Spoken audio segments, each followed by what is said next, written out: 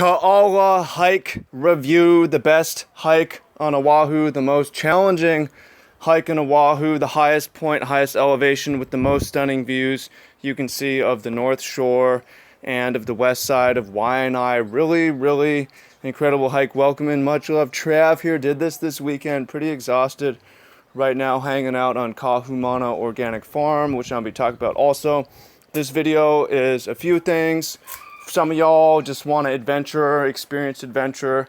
I learned a lot for this, just reading adventure books and doing that sort of a thing. So come along vicariously with me and I'll tell you about a cool trip that I had. And the second is for those of you who are actually going to come on this hike, I want to help you be prepared because we made a few mistakes. And the first mistake that I made was I didn't read any reviews of this hike. We didn't coordinate that well. There was a local guy who we went up with, but he hadn't been all the way to the top because he had been up an old trail that ended in a broken rope. So we didn't know how long it was going to be. We didn't know exactly how much water to bring, which was the second mistake. You want to bring a lot of water for this trek. And I'll explain a lot about why this is cool and so on and share some pictures with you, but I just want to make sure you don't make the mistake of bringing too little water on a hike like this. So the hike itself it's about 8 miles, more if you're going from the bus stop. And there's also the issue of getting out. It's pretty remote. It's on the west side of Oahu. If you're taking the bus or coming in from town, it'll take a long time. It's a long hike, so you want to start it early. At 8 miles, 4,000 to 6,000 feet elevation, depending on what you hear. I'm not sure exactly, so it's almost a mile up, a mile down, and you don't want to run out of water before the top like us. So I tried to bring extra. I brought about 4.5 liters, which would have been enough for me. But some of us, and it's okay, I'm not really blaming, we just didn't coordinate that well. Some of the people didn't bring enough, and I was intending to share, but what ended up happening is pretty much everyone had run out of water before we even reached the top, and it was looking like it was going to be many hours before we got water, marching through the heat. People were going slowly, so I ended up, and everyone would have been fine otherwise, but I ended up loading up everyone's water bottle, or a bunch of water bottles, running down from the top, and then filling up the water, marching back just to get everyone water. And just because you don't want to be tired and dizzy and faint or wander off the wrong direction. And that's another thing.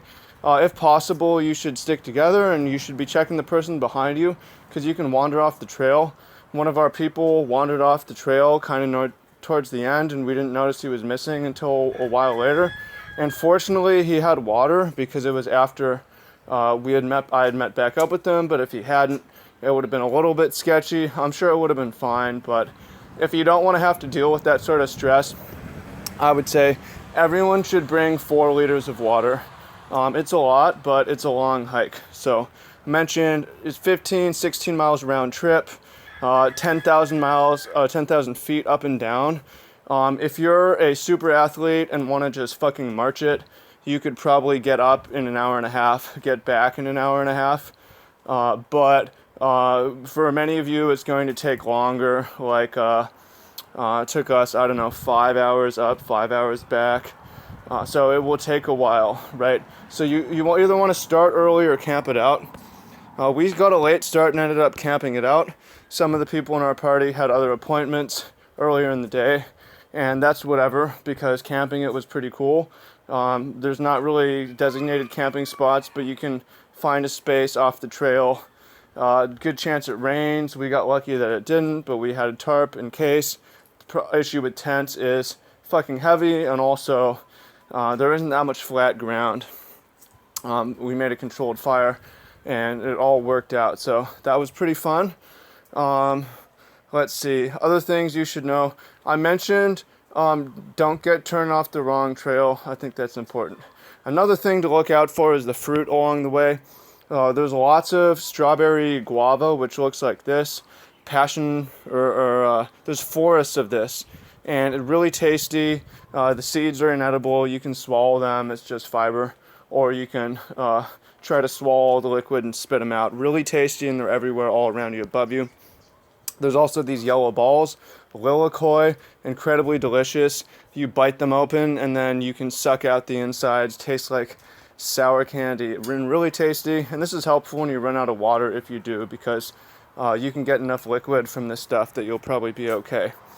The terrain, okay. The terrain really varies. There's road, there's stuff like this, there's stuff like this. There's like even some like clay type stuff. You have trails like this, and then there's rock climbing sections like this where you're coming up ropes. So I personally, it also gets muddy and wet at the top. I personally recommend hiking shoes. Most people are doing it with hiking shoes. The local guy in our party went barefoot, and then everyone else went barefoot as well besides me. And you can do that, it's doable. It will definitely slow you down though. And I don't know, you don't really want to risk, if possible, getting an injury. You sprain your ankle up there, it's a long way down, and that can be a pain. So you can go barefoot, you can go with flip-flops, but I would just recommend shoes, especially for the top when it can get muddy and wet, because this is like, well, I mean, it's high up, there's lots of clouds that gather here, and it can rain. So let's see, what else? We talked about the distance, we talked about the challenge, we talked about what to look out for, how much water to bring, how much time to allow, and the views. Okay, yeah, so this view, when you get to the top, as you get to the top, you're going to have a lot of really cool views of Waianae like this. As you get to the top, you get to a military base, and you want to go around the military base, around the fence. That's where you will get this epic view of the North Shore. And that's a good place to have your picnic or whatever it is you're going to do up there. And let's see what else. Oh yeah, okay, another thing. Parts of the hike, a walking stick is going to be extremely helpful. Other parts of the hike, a walking stick is not helpful because you're going to want 2 hands for rope. So I do recommend bringing actually, if you drive, you can bring a stick, but I found it kind of hard to find something good on the way up. I did find a nice walking stick eventually, but I left it when we got to some rope climbs, and then I forgot it, or I missed it on the way down. So that's another thing to think about. And one last bit is the downhill. A lot of the downhill you can do pretty well backwards. A lot of people do this. Assuming you're an advanced hiker, you already know about this.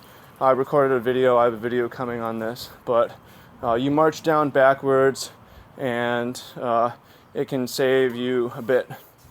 And then that's pretty much it. You know, the next day, depending on your fitness level or how it went, you might be sore, you might not be sore, but you'll capture some really cool views at the top.